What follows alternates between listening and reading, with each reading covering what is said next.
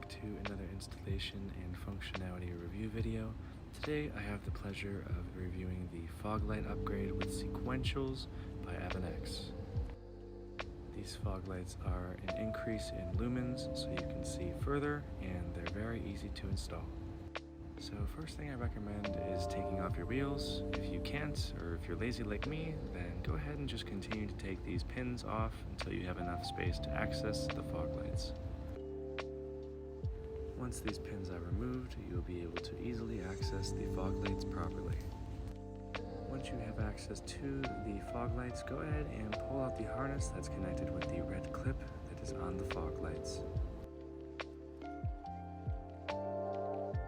Once that harness is taken out of the fog light, go ahead and use the same tool that you used to take the pins out to take out this white pin for this harness.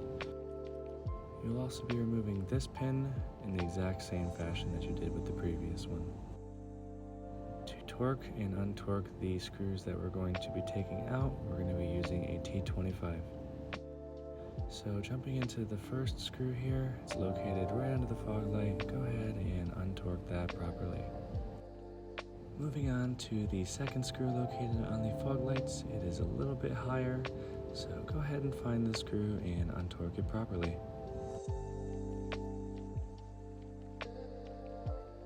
So this last screw is located pretty far past the fog light. Right now you're seeing an upside down view of the inside of this area, and you will start to notice that there is a little screw up there. I will circle it. You're going to be untorquing that one. This one is located all the way at the end of the fog light. Once those three screws are installed, you're going to want to push down and pull out from the inside and the outside. Once that pops out of place, you should be able to take this out properly. Once again, another angle as to why you should be taking off your tire for this installation. Here is what it looks like to have the OEM fog light unassembled. We will now be taking out the other pins on the other side of the footwell, just enough so we can get access to one of the harnesses near the camera repeater. Here is a view of which harness we're going to be pulling out and where it is located. We're going to be pulling out just the white harness. The other harness is responsible for the camera. You can pull this out, but it can take a couple drives for that camera to turn back on if you do choose to pull that out for more room. We will also be undoing this pin so we can get this harness further out of the wheel well so we can make the changes we're going to be making.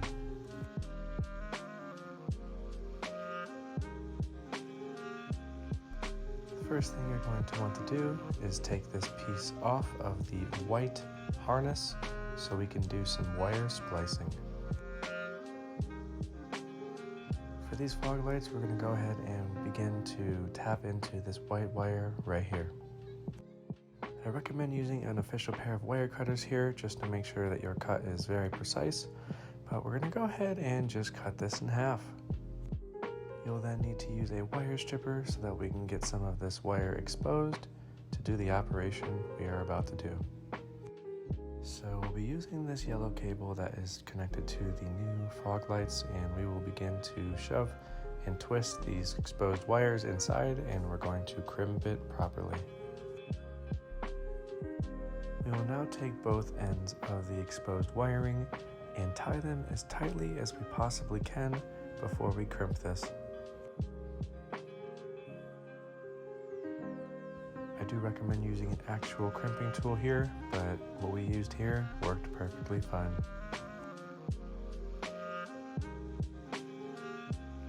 Once you have established that crimped connection, you're going to go ahead and use a ton of electrical tape to ensure that this does not get damaged from any weathering.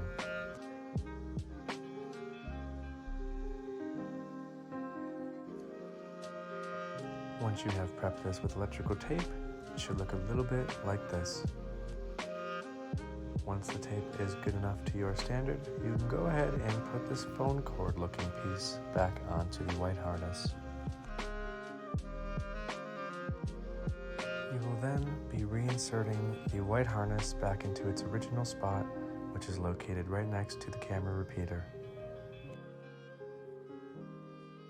We will then begin to cable manage the yellow wire, and if you're having any issues with the cable management, feel free to zip tie it to something up above the wheel well.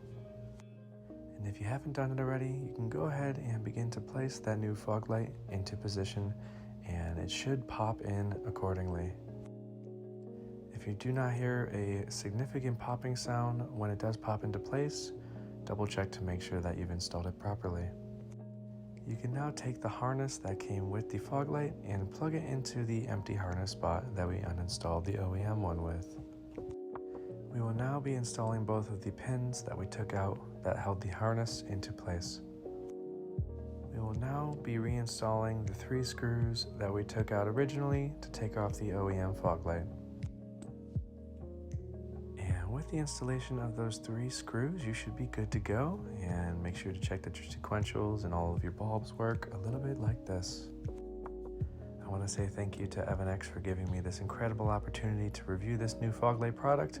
I find it a significant upgrade to the aesthetic and the viewing distance at night, and I'm pretty excited to not have the orange reflector anymore that was in the old fog lights, as it was a little weird editing out in pictures.